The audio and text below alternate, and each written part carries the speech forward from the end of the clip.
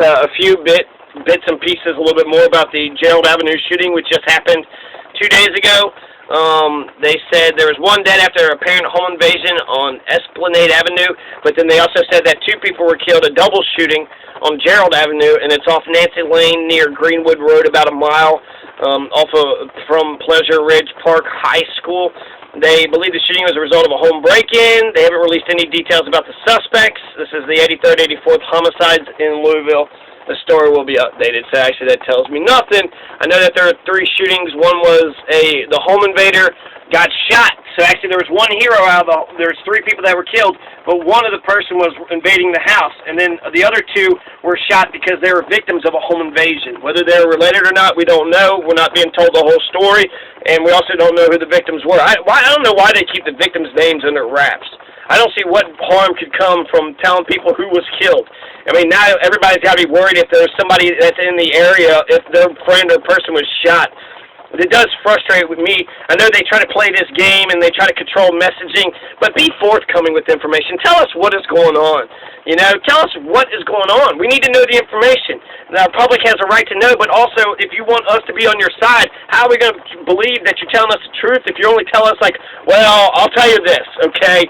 There was a person killed. There was 2 people killed. Might have been a break-in, and that's it. Nope. Press conference over.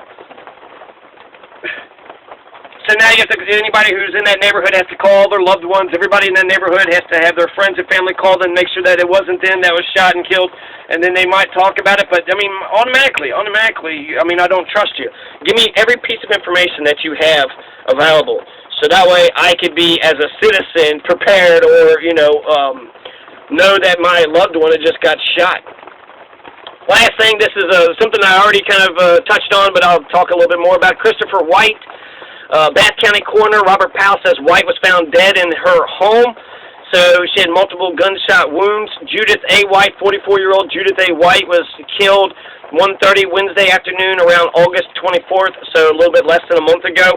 The officers went to her home after getting a call to check on the woman's welfare. She's a very outgoing woman, lovable woman, loved her family, hardworking woman, Megan McKinsley said. McKinsey is a cousin of the victim. They think that Christopher Todd White killed her. Okay, so no, I haven't talked about this. This is completely a different shooting. This is another shooting. This is in Bath County. So Owingsville in Bath County, the population in Owingsville is 1,500 people. This is in northeastern Kentucky. It's a name for a local landowner, you know, I don't know, but demographics, 95% white and high poverty rate.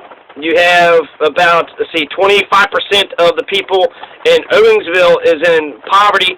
Bath County is, they got a huge courthouse, but they have 11,000, 12,000 people there. And it's named after the medicinal springs, so Bath County, it literally is named for the water bath that's there. 97% white, so this is a white-on-white shooting. So, you know, in some respects, like, I believe Black Lives Matter, I also believe white lives matter, and I believe male lives matter. I believe all people's lives matter. So I'm just thinking that the people are being so critical. Your Bill O'Reilly's, your Fox News, you know, with the black family. Who's criticizing white people? Who's telling white people to get their, crap together? Who's telling them to get their shiznits together? Man, I hate censoring myself. Supposed to be a free country, right, YouTube? Keep on demonetizing my videos. I've made 14 cents so far out of my 5,000 videos I made. I made 14 cents. So I am on my way. Let's see. The poverty rate there is actually a little bit better than in Owingsville. But it's not that good. It's 22%. Okay, so 16% of the families are poor, and 22% of the entire population is poor. So poverty. You want to say poverty has nothing to do with it? I bet if they had some more money, they'd been doing all right. He actually looks like an upstanding young guy. I thought this was a couple that had got killed. I thought a couple got killed around here, but apparently not. There's a manhunt for the murder suspect. I don't know if they've caught this guy. This is a WKYT report. This was posted on August 24th, so, about a month ago. And so here's some of the details. Officers went to her home after getting a call to check on the woman's welfare. So what they heard, some commotion, some yelling. Christopher White is the lead suspect, perhaps most likely killed 44-year-old Judith A. White around 1:30 Wednesday. The coroner said White was found dead in her home with multiple gunshot wounds.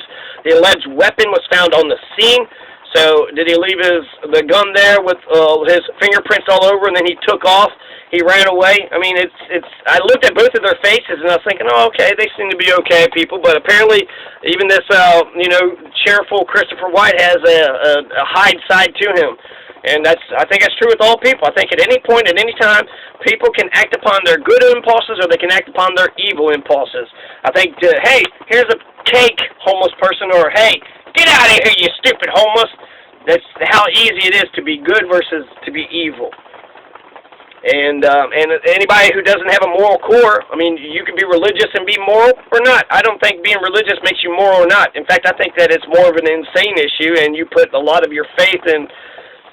The only thing that it takes for evil people to get away with it is for good people to do nothing.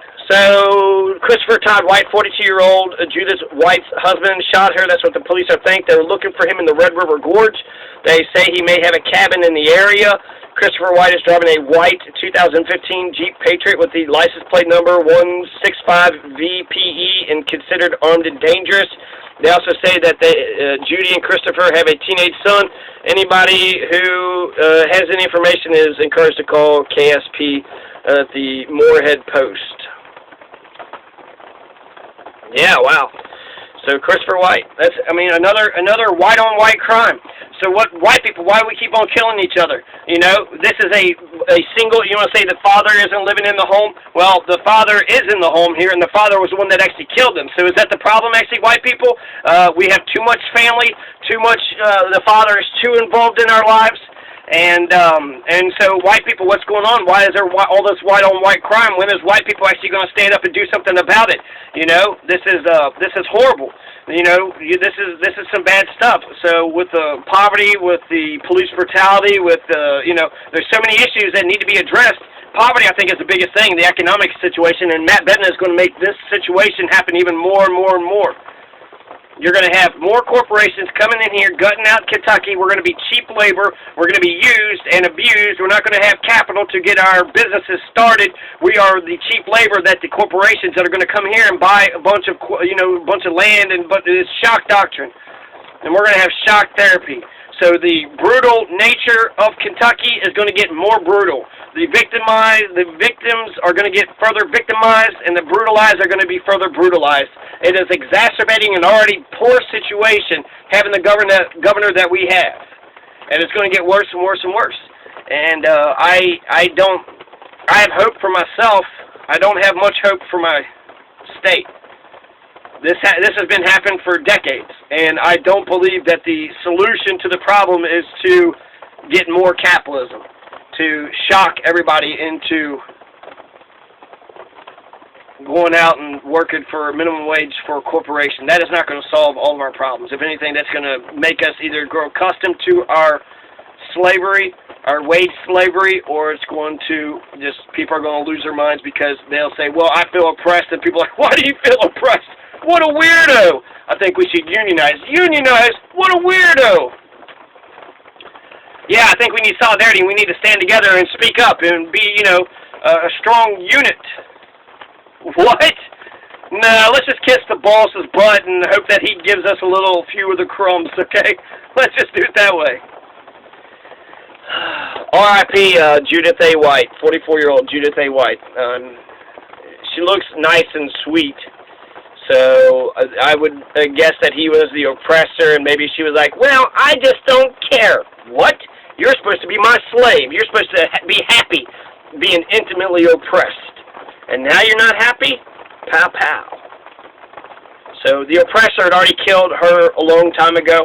He killed her soul, tried to make her an object of to be used, a tool for him to use. So he killed her humanity a long time ago by being the main oppressor, by being her boss, and she her slave. There's only two people. Christopher White, there's only two people. Why would you have to make your wife a slave? Two people, let's get some democracy. You could have both of you got together and made discussions and came to an agreement on how it is you were going to live your life. So if two people can't even be democratically, there's only two people. There's only one other person. It's like, okay, who gets to be the master and who gets to be the slave. There's two of us. How about I do me, you do you, and then when we need to talk about things that affect both of us, we talk, and when we don't, you know? I mean, seems so easy, doesn't it? The oppressors, the fascist oppressors are to blame. Christopher White killed her a long time ago, but he finally killed her in not just her mind, her soul, and her spirit, but he took her life. So R.I.P. Judith A. White. I think everybody should memorize Judith A. White's legacy and get some justice for her. Christopher White, as far as I know, he's still running around here. So we have a murderer on the loose. And this is about 3 weeks ago. So we're not spreading the word very well either. So R.I.P. Judith A. White. And yeah, that's it.